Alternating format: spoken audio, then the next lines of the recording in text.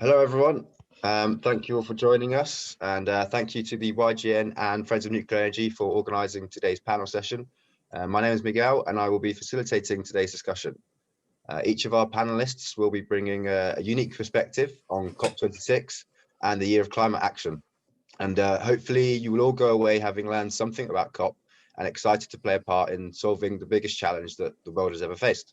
A little bit of housekeeping. So throughout the panel session, there will be plenty of opportunities to ask our panelists questions. Using the Q&A function at the bottom of the screen, you can see other people's questions and upvote those that you would like answered. Each panelist will have around 8 minutes to talk about their topic, followed by 1 or 2 questions about their presentation. We will then hear a little bit more about the Net Zero Needs Nuclear campaign, and finally there will be a Q&A session for all the panelists with plenty of opportunity for you to get involved and ask our speakers questions. The session is being recorded and we will be uploading it to our NIYGN channel afterwards. So if you do enjoy the discussion, please share it with anyone that you think might be interested. So without further ado, I'd like to introduce our first panelist, Dr. Alyssa Gilbert. Alyssa is the Director of Policy and Translation at the Grantham Institute, which sits at the heart of Imperial College London's work on climate change and the environment. In addition, she is currently the chair of the COP26 Universities Network, connecting the UK's academic community to the UK's presidency of the 2021 climate negotiations. She is a member of Natural Environment Research Council's advisory network and is also on the advisory board of the all-party parliamentary group on climate change. So Alyssa, take it away. I will share my screen.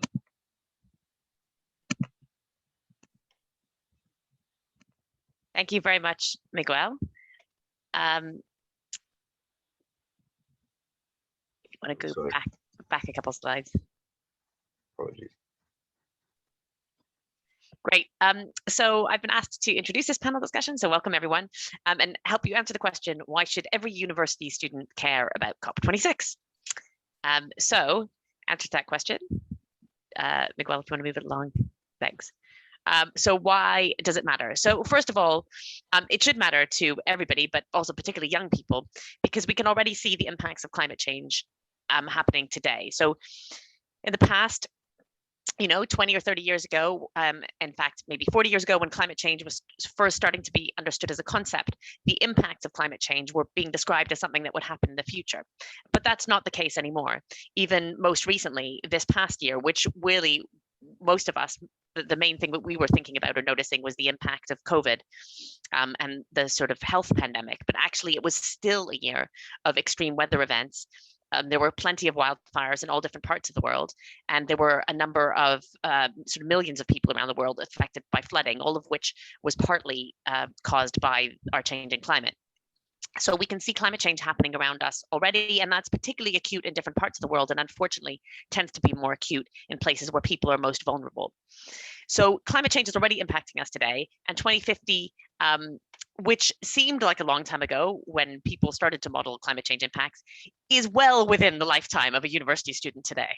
It's only 30 years away. And so some of our goals, both in terms of reducing our greenhouse gas emissions, but particularly in terms of impacts that we predict in the natural environment, but also impacts on people, is within reach. And that's why it should matter. Second of all, we have a long, long way to go. So we have, as I said, been talking about climate change for a long time. This magic number, COP26, stands for the Conference of the Parties to the United Nations Framework Convention on Climate Change. In short, that means the people who made an agreement about climate change. And the conference that they have every year. So the clue is in the number. COP26 is the 26th of such meetings. After the agreement. So people met before that, before they had an agreement. And that means we've been talking about climate change at an international level for over 30 years.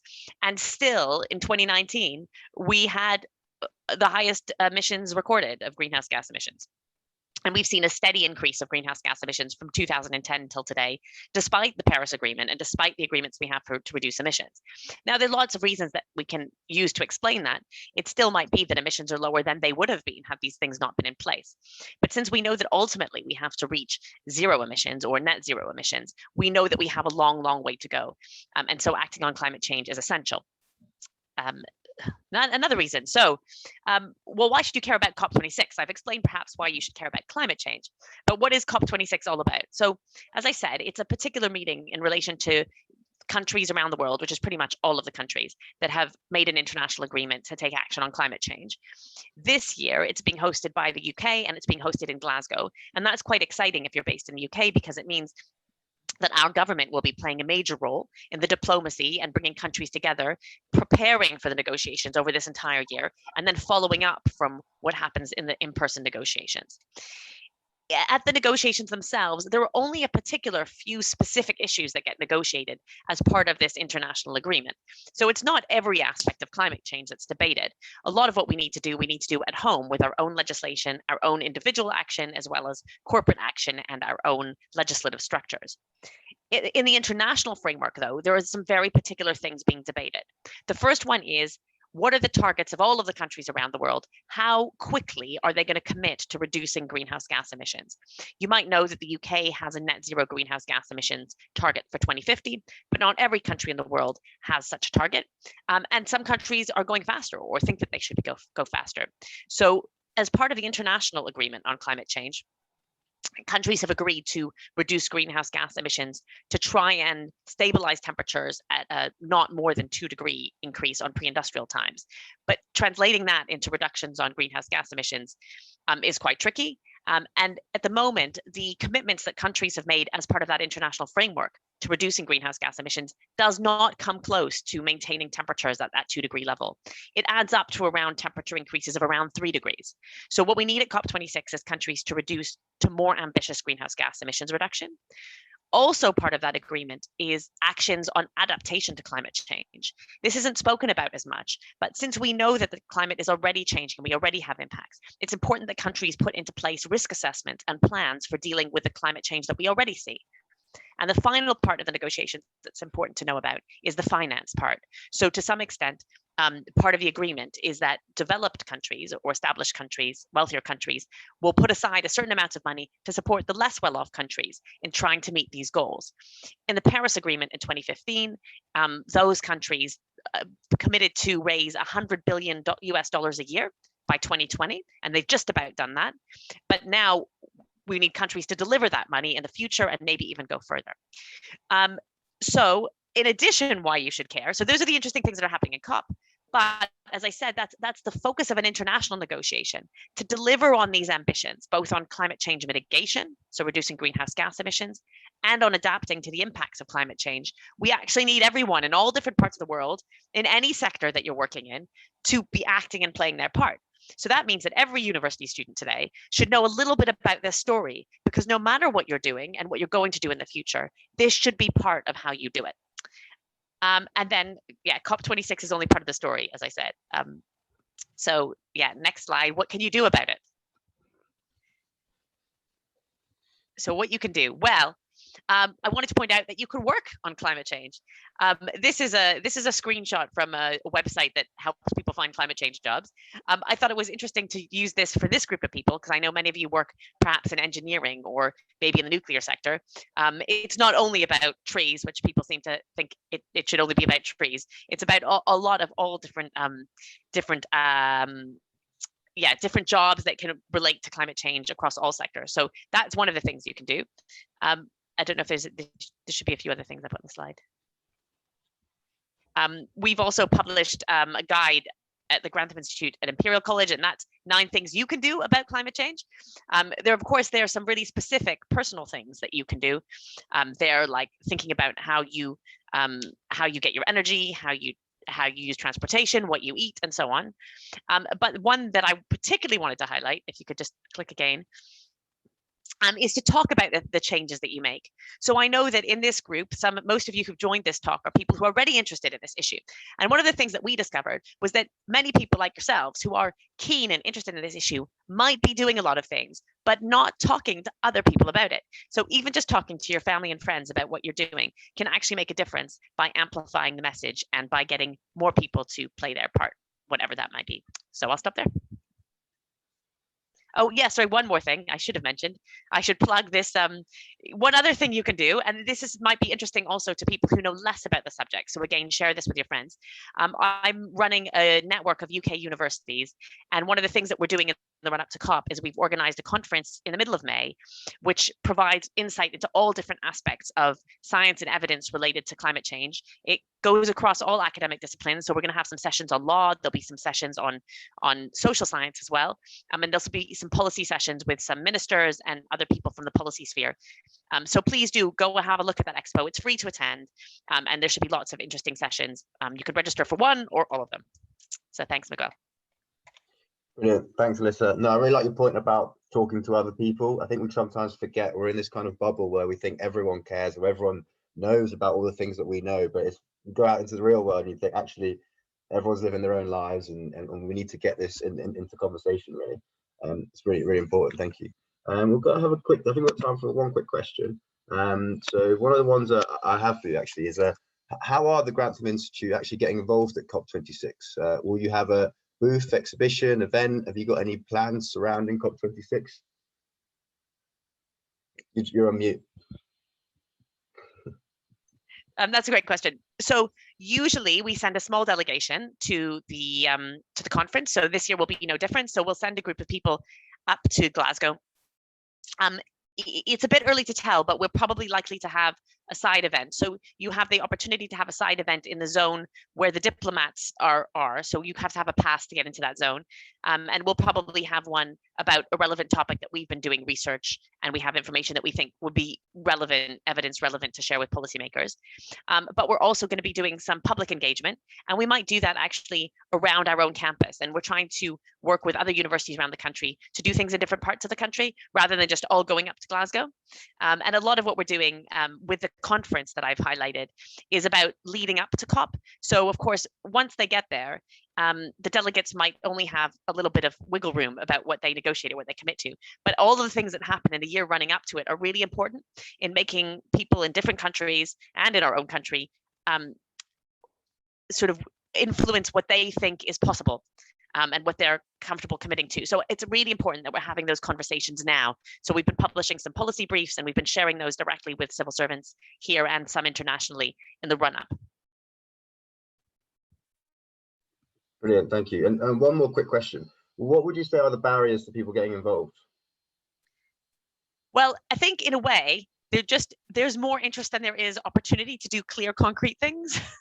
So that's what's quite hard. I think everyone's really excited about COP, but COP itself is quite a narrow, small sort of set of negotiations, and you need to have a pass to get into the zone, like to get into the actual diplomatic zone to see the negotiations. There'll be some more passes available, I think, to UK citizens because it's in the UK, and there'll be some volunteering opportunities. And there will be a big public zone in Glasgow, COVID dependent. Hopefully there should be. But I think it's about making sure that your involvement has the kind of impact you want to have. So I think that's the challenge. You might need a registration if you want to actually get into the zone. So think about which partners or organizations you want to work with, or you think you could offer something to try and get involved. But I think whatever university you are in the country, if you're a student, or your companies, companies, if you're someone who works in an industry, might be interested in doing something and would be keen to have your help, and that might be a good route. Yeah, brilliant. Yeah, I'll be touching on that actually, because some of us Net Zero Needs Nuclear campaign, which I'll talk about later, which is a way that we could all actually get involved and make a difference at COP. But yeah, no, thank you very much for that. I'm going to move on to our next speaker. So we've got to Nico La Rosa.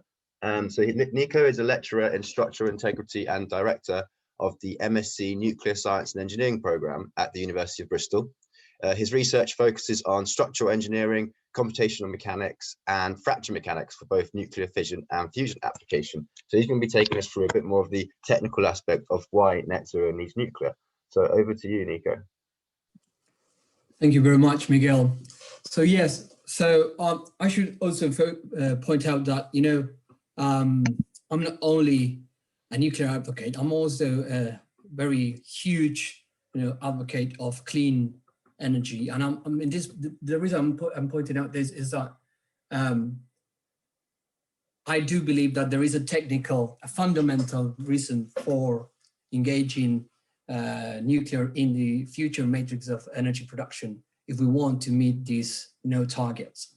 And the reason on my presentation will try to do that at a very high level, try to explain you most of you will already know this, but try to give you an overview why we need nuclear. So this figure is basically showing you that, you know, from our emissions, a huge proportion, almost 3/4 of our of the emissions comes from energy. Energy is not only energy production or heat generation, but also involves transport and the use of industry. And we are definitely going to an era in which we are going to use more energy, because we are going to electrify areas of our common daily life which are not currently electrified. So that the proportion of energy, if we're not changing the sources, or the way in which we do things, the emissions will grow. So we clearly, next slide please, Miguel. So we clearly need clean sources of energy. If we make the maths, if you do the maths, and I've been doing, this is a slide I use for my students in the MSc.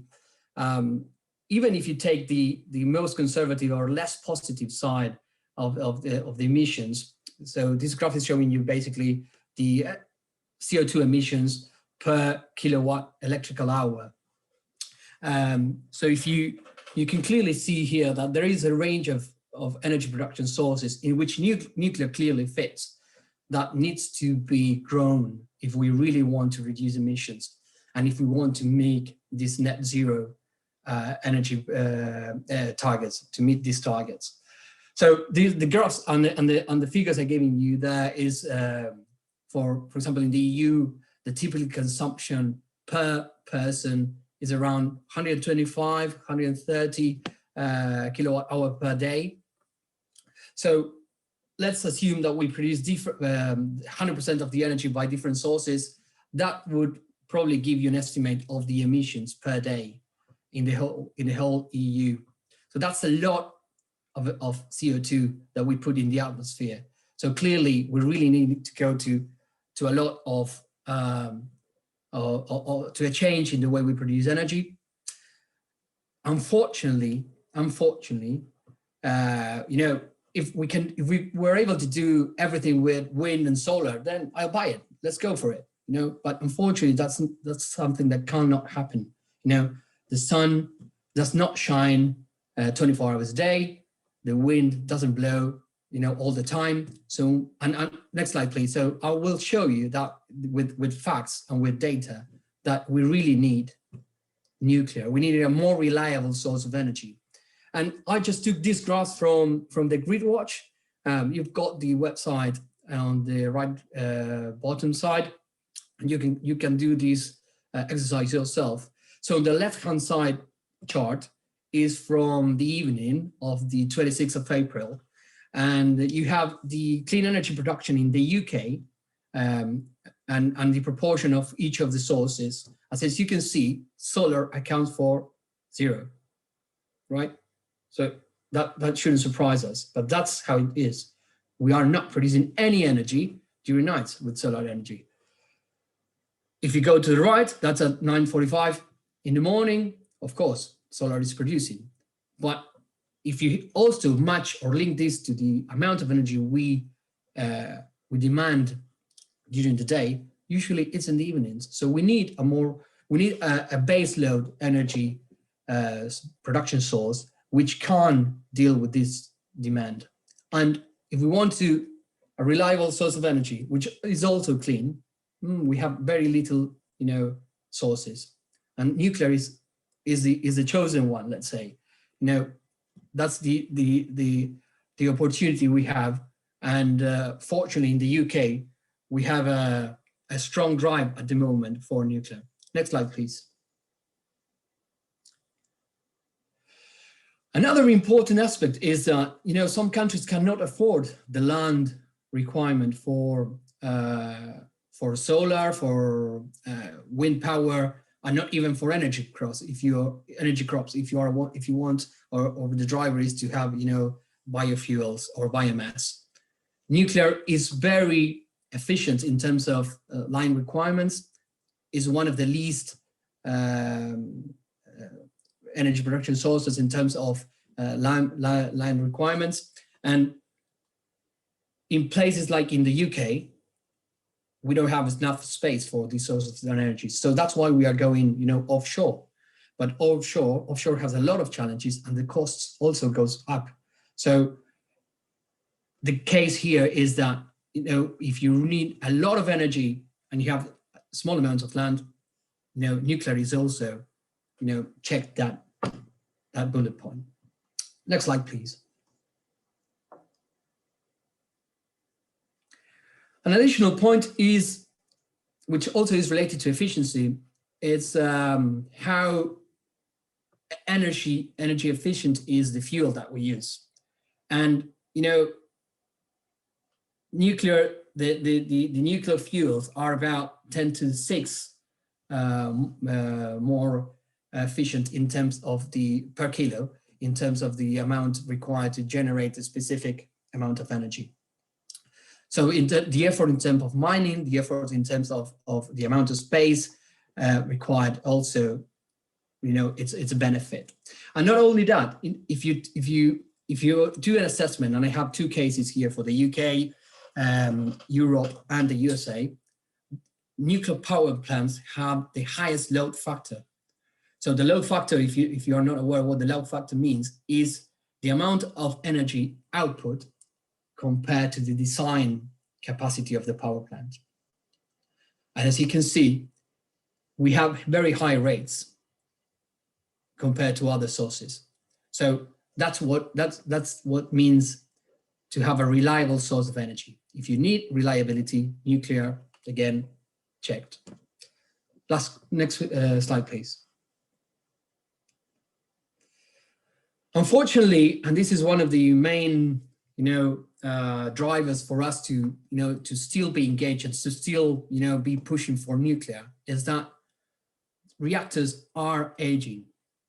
There is not enough investment and there are not enough developments for new reactors. As you can see there in this graph, the green are the reactors with over 30 years, the blue are the reactors within 10 and 30 years, and the light blue ones are the reactors with the number of reactors with less than 10 years. European Union, where the UK sits, no reactors with less than 10 years. Almost all of the reactors with more than 30 years. There is not enough investment. There are new, well, we have HPC and there is a potential sizable development, but we need more. If you have a look around the number of reactors in the world in the developments in the last 10, 20 years, the numbers are pretty flat. And the other thing is that nuclear experts are aging too. The average age of nuclear engineers is 54 years old. We really need, new nuclear engineers and scientists to come into the industry.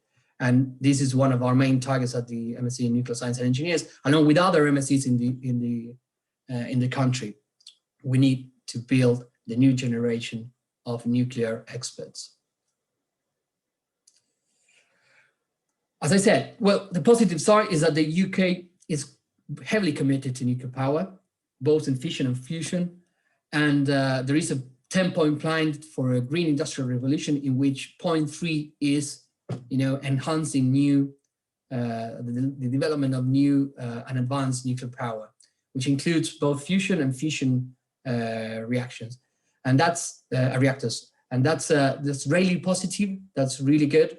But we need more engagement from young people. We need more engagement from people around you, and we need to make sure that everyone is involved. And because we need a lot of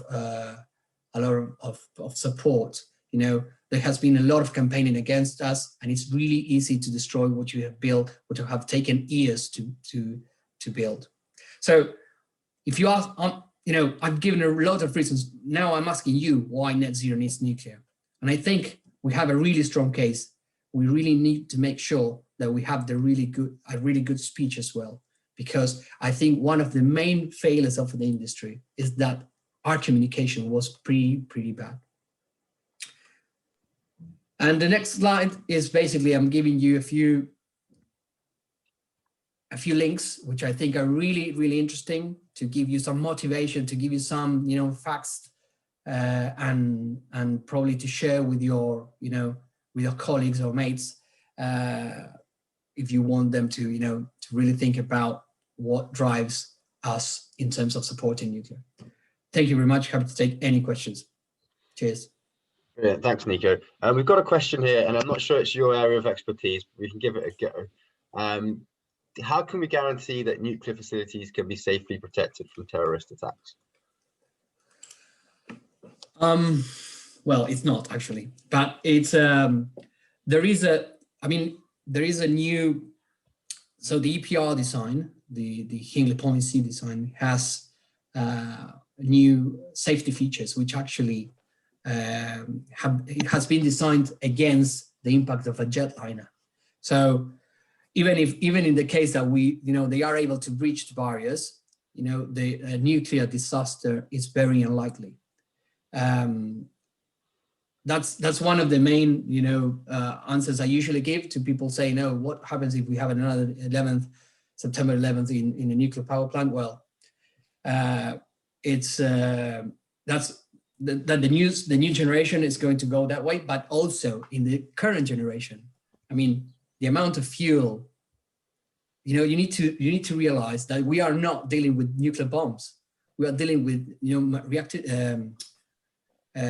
material which is radioactive, which is completely different, only enriched by 4%. 4%. It is impossible that will generate any sort of huge, challenge to the environment, nor to the to the people in the surrounding areas. It will also be a catastrophe from the point of view that there's a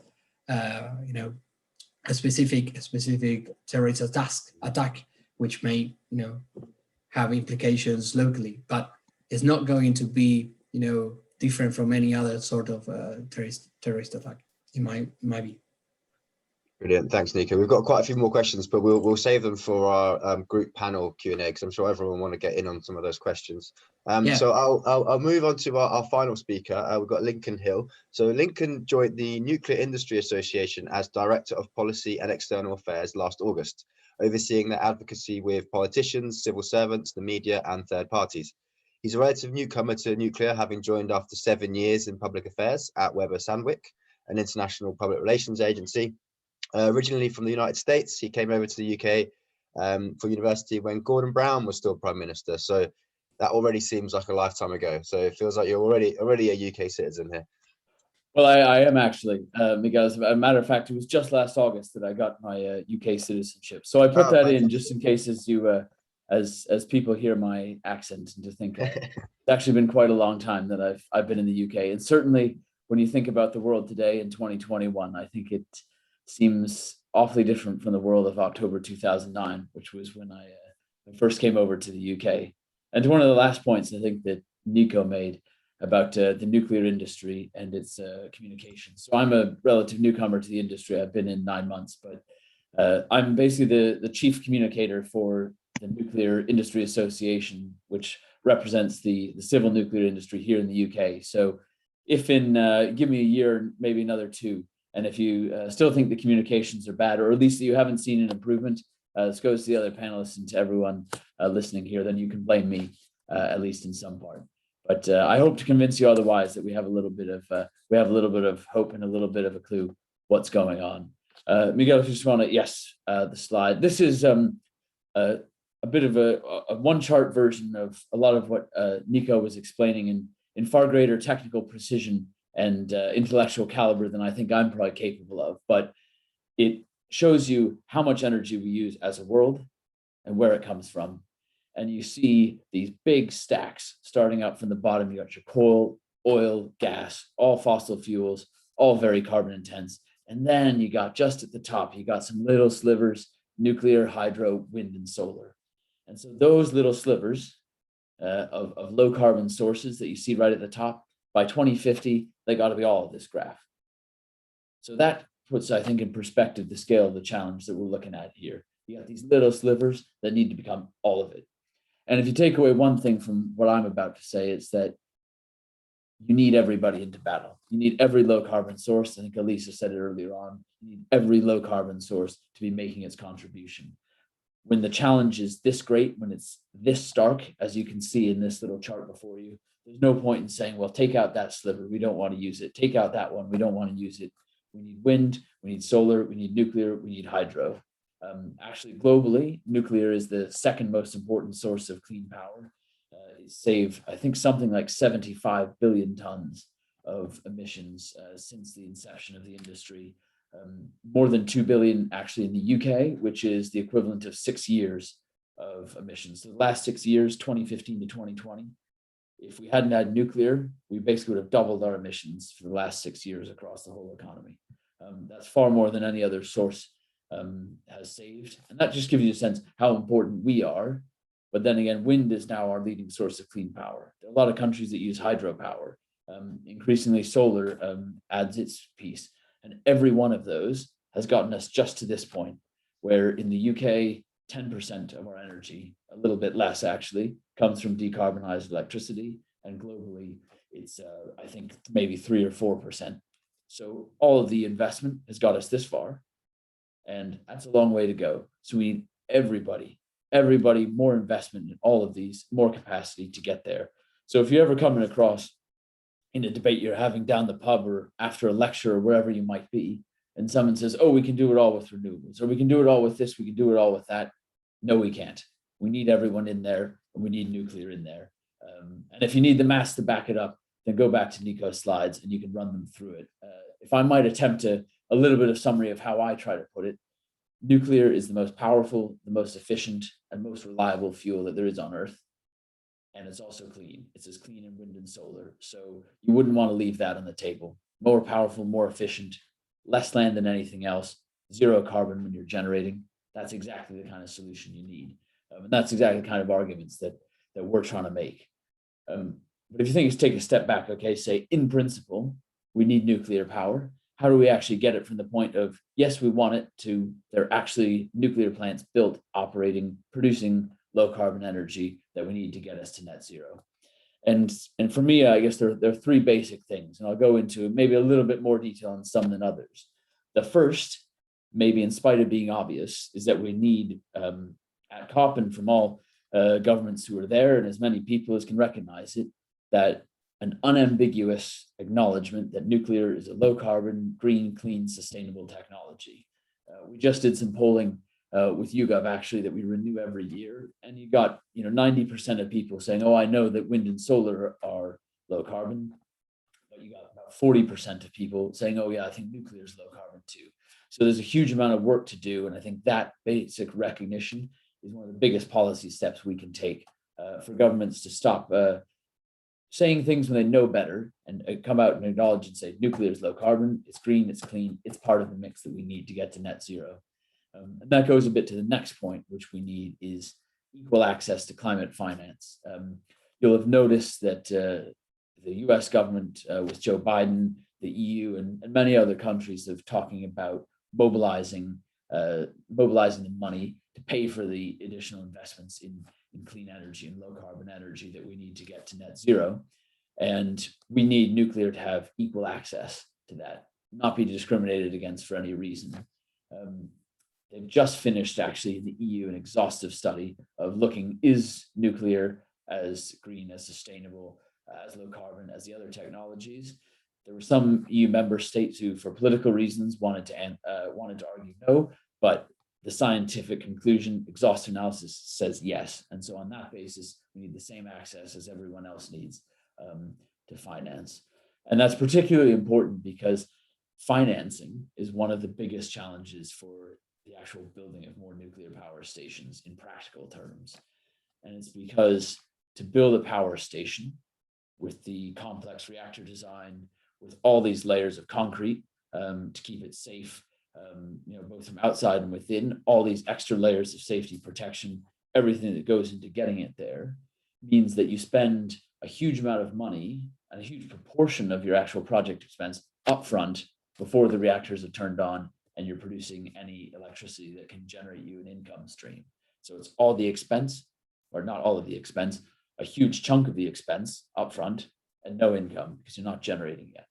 But once you start generating, nuclear is actually one of the absolute cheapest sources of energy to operate. The fuel costs are very low. The running costs of the stations are very low. And so as the station goes on, and Hinkley Point C will last for at least 60 years, a lot of nuclear stations have already lasted for 40 plus.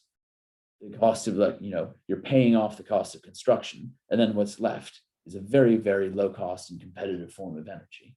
But what you need, purely private investment, really struggles with the idea of spend a lot of money and get no income back for 6 or 7 or 8 years.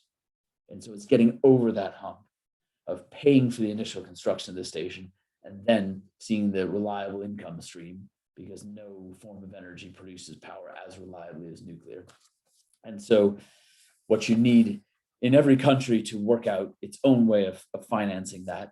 But in the UK, we're looking at models where the government will provide a bit of a loan up front during construction, where it will do something called the regulated asset base model, by which the government agrees that a certain amount of the construction costs can be added as a premium to consumer bills to pay for it. So there is that income stream during a construction, or a mix of them, where you get loans or guarantees on spending during construction, and then a regulated price for electricity during generation that reflects how low the costs of generating are. And that's what we really need from the UK government. That's what we need for countries all over the world, is to just agree a way to say, this is how we're going to pay for nuclear to keep those costs down. And the last part it goes to is just, we need commitments to build more. Nico referred to the challenge of plant retirements, because a lot of the nuclear stations were built in the 60s, 70s, and particularly in the 70s and 80s after the oil shocks, when people wanted a different source. In the UK, in 3 years' time, half of our nuclear fleet is going to retire, which means that we will make no progress on decarbonizing our electricity until 2025. 7 of our 8 stations are going to be gone by 2030. So that really puts the emphasis on, don't wait for something to turn up. Don't wait for some silver bullet innovation to hit there. Use your proven technologies, your nuclear, your wind, your solar. Make commitments to build more gigawatts of them now, because, as this slide shows, this chart, you need everybody into battle to get there. So that's what I leave you with, and then I guess we can move to questions. But to remember, you need everyone in there. And nuclear, no more powerful, no more efficient, no more reliable source. It needs to be in there too. That's all. That's my piece, Miguel. Thank you, Lincoln. I've got one quick question for you. Let's see what you think of this question. What do you think the Nuclear Industry Association could do better to advocate for nuclear energy?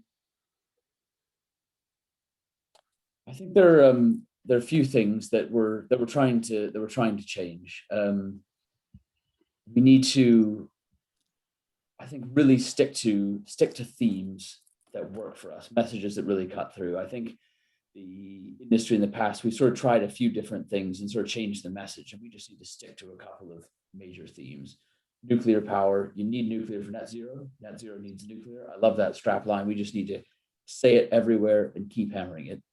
We're clean, we're green, we save a huge amount of carbon. Nobody in the UK has saved us more. We need to stick to that line. If you want to hit net zero, we need to be part of the mix. If you look in practical terms, those regions of the UK that have nuclear and renewables working together, they're the greenest. And the second part is, from political terms, nuclear creates jobs, good jobs. A lot of you on the call, very highly skilled people, much more skilled than me, stable work, doing innovative work.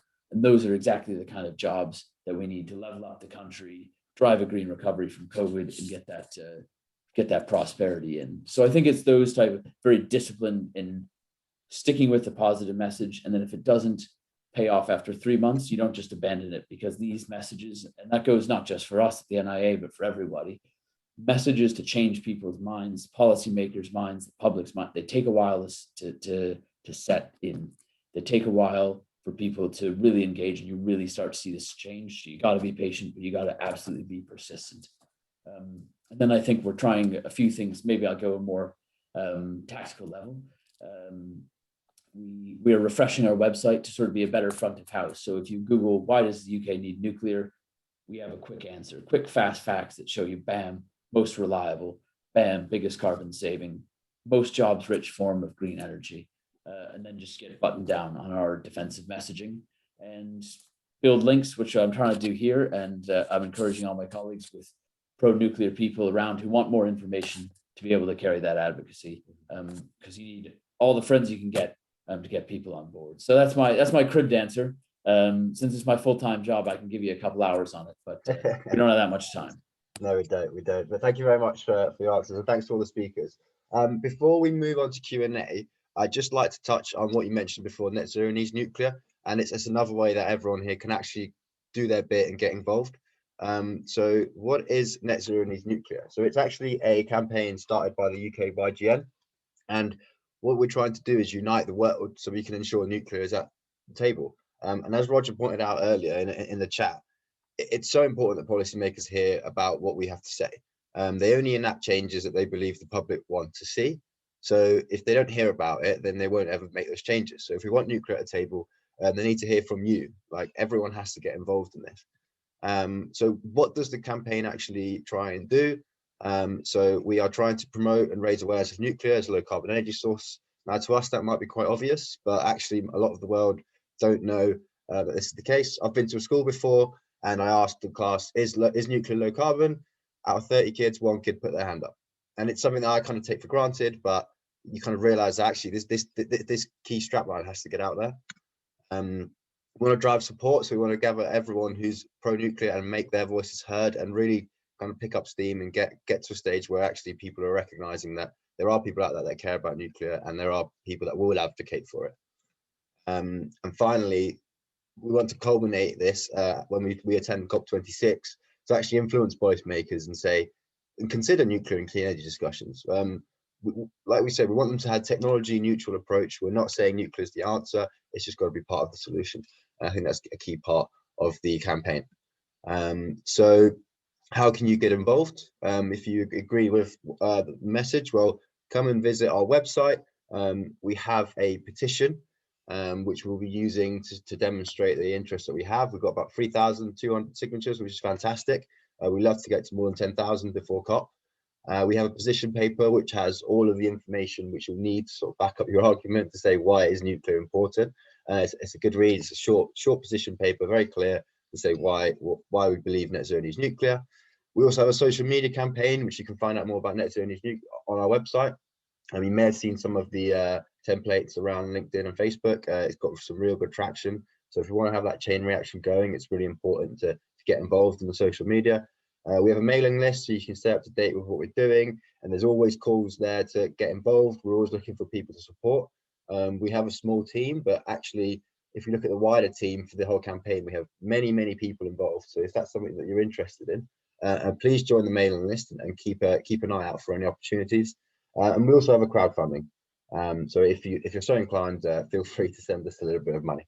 But yeah, there's definitely a way that you can all get involved and really help make a difference and hear about nuclear at COP26.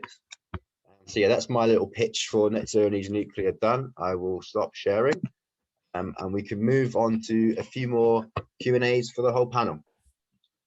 So let's have a look. What questions have we got? Miguel, I think you shut down my video, I think, so I cannot switch it off, switch it on. Let me see if or someone else. yeah, someone in the background can fix it, hopefully. There we go. We can see you, Nico. Good, hello, good. he's back. Brilliant. I didn't want you to think that I was away. Got bored, left already. We have a couple of questions around nuclear waste. Now, this always comes up as a question: is what about the waste? And I'll let you go. Anyone wants to pick up on that straight away? I'm happy to, although if Nico will correct me, I hope, if I say anything wrong about it. But one of the things I think that is proportionate is that there's really a tiny amount of nuclear waste in the world. The most recent stat, I think, is the amount of nuclear fuel that would be consumed to power you for your whole life. It would produce the amount of waste that's about enough to fit in this mug, maybe a little bit more, and that's for your whole life. And And when people think about waste, I think the whole high level waste, which is the most radioactive. Now it's all, I should say, first of all, no one in the country who's not been involved in nuclear has ever seen nuclear waste. It's all held extremely safely with very, very skilled people and some of the most rigorous it ever is. But the average, I think, family of four produces about a half a football field, a pitch of landfill waste every year. That's just, family of four. The whole high level waste of the UK is about enough to cover a football pitch and maybe stack it a few meters high. So we're talking about the same amount of waste that basically has to be safely stored somewhere else or just kept away as a few families, that one street will produce more waste in a year than we ever have high level waste in the UK. And that's one of the things to what Miguel was asking me earlier on about how we communicate. It's those things that we're trying to capture the real life comparators to put in proportion how small amount of nuclear waste is. And the reactors today, so these are the old reactors that have produced all this fuel. The reactors today, Hinkley Point C is 40 times as efficient in terms of how much waste it produces as the earlier designs. So you're taking this, which is already a small amount of waste, no one's ever seen because it's safely stored at Sellafield with world-class experts, and you're shrinking that down by a factor of 40. So it's really, really a very small amount, and because it's so expertly handled, it's never any risk to anybody in the old population. So if any one of you are listening out there and you come across the waste issue, it's not an issue that's just wait anyone from nuclear energy, because we're also, I'll just give 1 point and then I'll hand over because I know I'm bang on about this. The nuclear sector is basically the only form of energy that includes in its pricing for the energy you get from it today, the cost of taking care of decommissioning the plants and all of the legacy costs. None of the other people cover their legacy costs in it. And so we're competitive, we're responsible today, even with those comparators brought in that other people don't do. So that's what I would say, but I'll leave the other panel if they have a different take or things to add on how we answer the waste question. Actually, to add to that, Lincoln, it's the only it's the only part of the energy industry that actually accounts for its waste and knows exactly where all its waste is. If you look at a lot of the solar panel waste that we produce ends up sent over to Africa for recycling, and there's a lot of stories of toxic metals being released into the ecosystems around there, and there's no real chain of custody for any of those other types of waste except for nuclear. We know where all of it is, and we know that it's safe and it's never harmed anyone. Technical safety case. The technical safety case is that we do have a localized place which is hugely safe with a lot of barriers of containment from canisters, so physical barriers, I mean. So from canisters to water pools and it's a closed place. That's one thing. And the other thing, so we care about something that is very well contained in very small amounts and which is regularly monitored, right? It's regularly monitored, and there is maintenance, there is structural integrity assessments on specific periods. So it's safer than anything else. So we care about that, but we don't care about the waste from the other sources.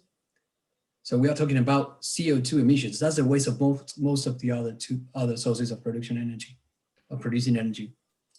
So I think what we need to do is to communicate, right, that in the right way, because if we talk about the deaths, another aspect to talk is about deaths per kilowatt hour produced or something like that. If you do that math, there are almost if you do the comparison, is almost 3 orders of magnitude different.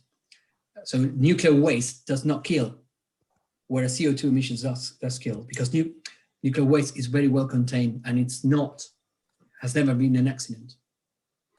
I actually did, out of curiosity, I did a calculation. If we hadn't built Chernobyl and we built a coal plant instead, and it produced the same amount of energy, 50,000 people would have died from the air pollution.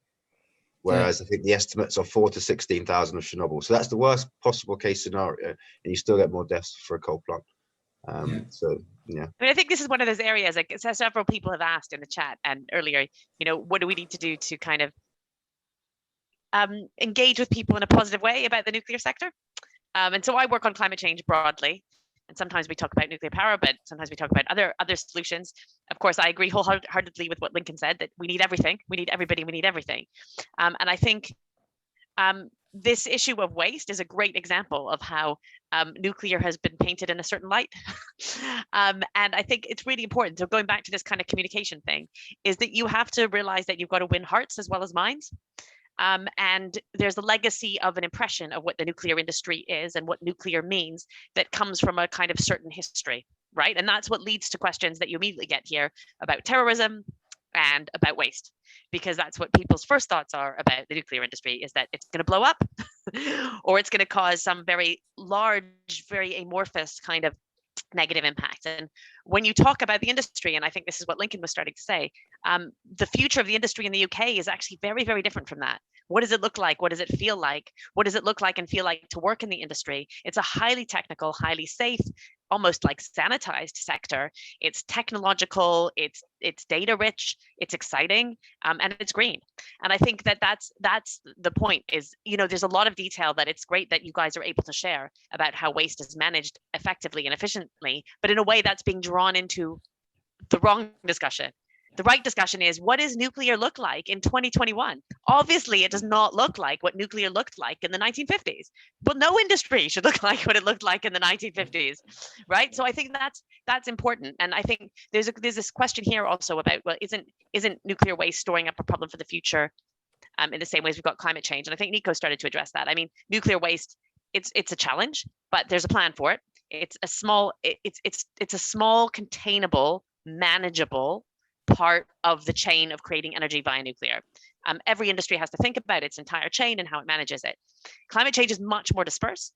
The impacts are much broader. They're much longer lasting. We're talking, well, I mean, longer lasting. I mean, so is nuclear waste, but the impacts and the knock-on impacts are much more diffuse. It's much harder to get that back in the can. And therefore, the solution of reducing greenhouse gas emissions is the most effective way to reduce those kind of multi-generational impacts. So if I would just this point to which Elisa is prompting, which is, if you are going out to make the case for nuclear, don't start off with saying we have a handle on the waste and it's not going to blow up.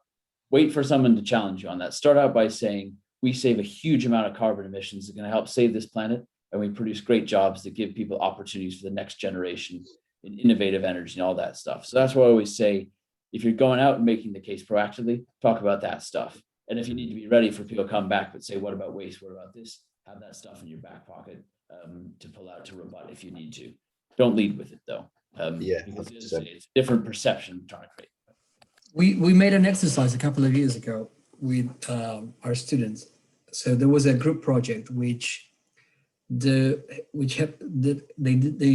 done a survey, and they talked about, you know, the survey included questions about nuclear and the fears of people about nuclear. So we specifically went to areas where there were nuclear power plants and areas where there were no nuclear power plants. And the acceptance for nuclear in areas where there were plants was huge compared to the areas where there are no nuclear power plants. And that shows you that, you know, it brings a lot of benefits to the community. It is safe because, you know, if you earn money, but, you know, it's not safe, you are not going to support it. And it brings, you know, it's only a localized spot. It's not that you have, you know, 10,000 solar panels in an immense amount of land. So the impact to the environment is also small, the local impact to the environment. So that, I just wanted to bring that. It's not specific to any question, but I wanted to bring that because it always appears to me that those that are hugely against nuclear have specific areas in which they do not have the appropriate knowledge or the appropriate understanding of how the sector works. Yeah, 100%. If we're quick, we've got time for 2 more questions. So I've got one here that I think is an interesting question, which is, Do you guys have any views on how industry and academia could work together to drive forward policy on nuclear net zero? Are there any good examples of this, and things that could be done better? So who wants to go first? Lincoln, have you got anything on that?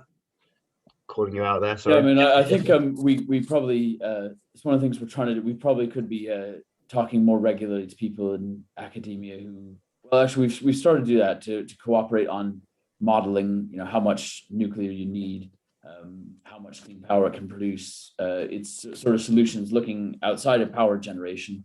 Robin Grimes and others, I think, did a great piece about cogeneration of heat and hydrogen by nuclear power plants. And I think we need to think a little more creatively and identify other solutions other than just electricity, as important as that is, other things that the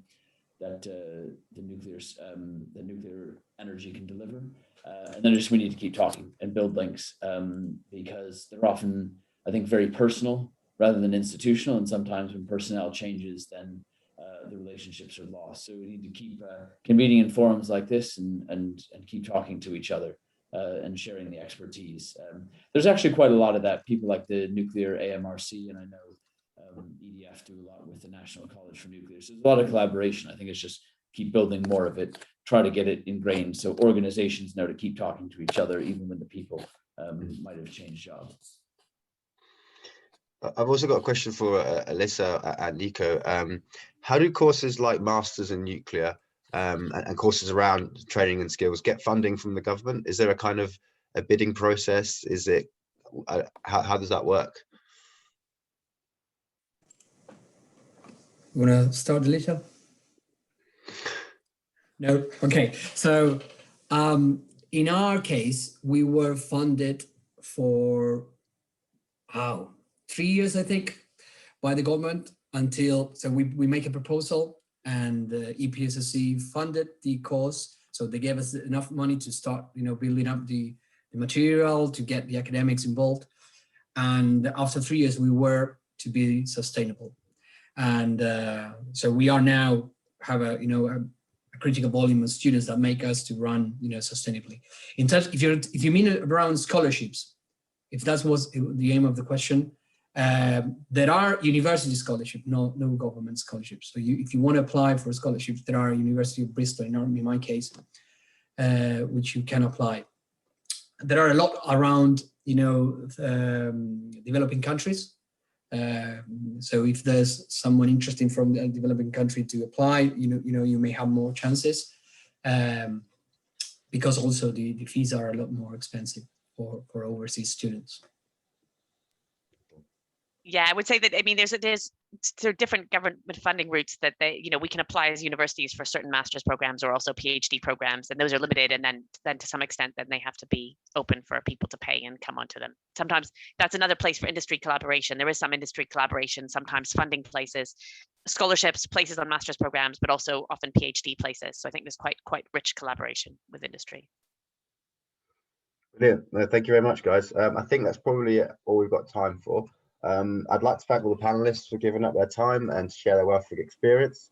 Thank you to the YGN and Phone for organising this, in particular Sophie, Claire, Sarah, and James, who've been in the background organising it and making sure everything runs smoothly. And finally, I'd like to thank everyone for turning up and getting involved and asking questions. We hope you enjoyed the session and got something out of it. We will be putting this up on YouTube on our Nuclear Institute YGN, so if you did want to share it further, you'll be able to find it there. And I'm sure we'll have to send a link to that in the chat, maybe, or if you type in NIYGN, you'll be able to find us. But yes, no, thank you very much, everyone, for your time, and have a really nice evening. Thank you. Thank you guys all. Everyone keep fighting the fight for nuclear, for net zero. Net zero is nuclear. Aye, aye. Thank you.